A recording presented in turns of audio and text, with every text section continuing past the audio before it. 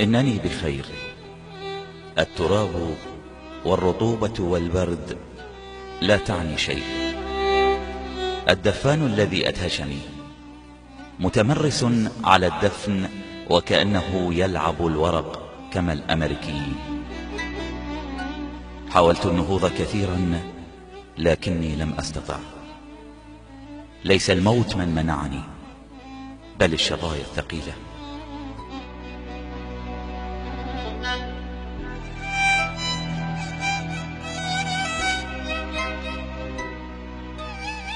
الموت شيء رهيب، فأنت تشعر بأناقتك وتصفيف شعرك رغم أنك ميت.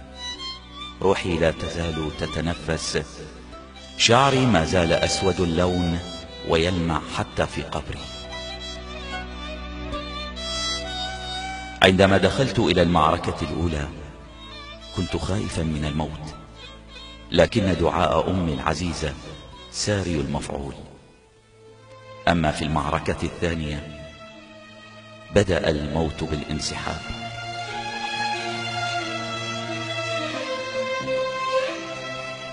الكثير من الأموات يجعلون الموت أمرا سهلا كإشعال سيجارة.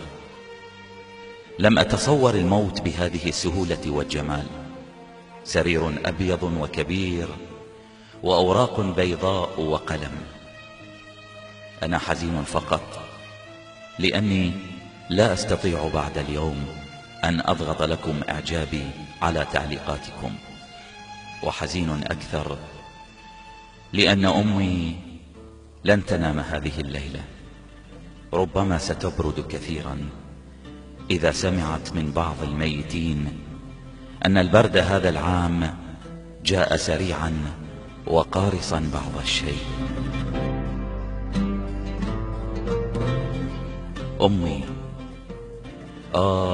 أمي، أعرف أن كلمة بطل لن تجفف دمعة أزلية باقية على خدك، لكن صدقيني أنا الآن هادئ كحمامة، وملك الموت كان مهذبا بطريقة رائعة معي. ربما كان شاعرا، كان مبتسما، ملابسه حديثة ونظيفة. قال لي: هل نذهب؟ فوافقت. سرت معه إلى حيث سأرتاح كثيرا.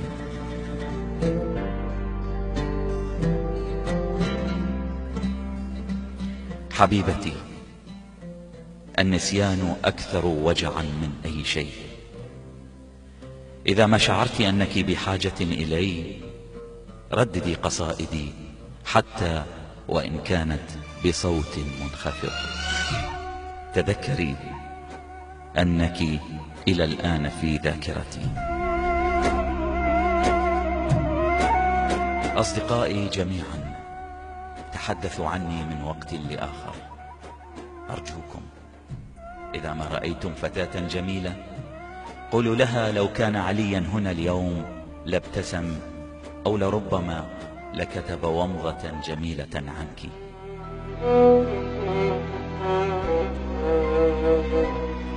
إذا ما شربتم الشاي الذي أحبه فاطلبوا واحدا آخرا لي وضعوه على الطاولة. لا تنسوا أن قطاعات المدينة تعرفني، فلا داعي أن تخبروها بأنني مت. كم تمنيت أن يكون فوق قبري قلم وورق.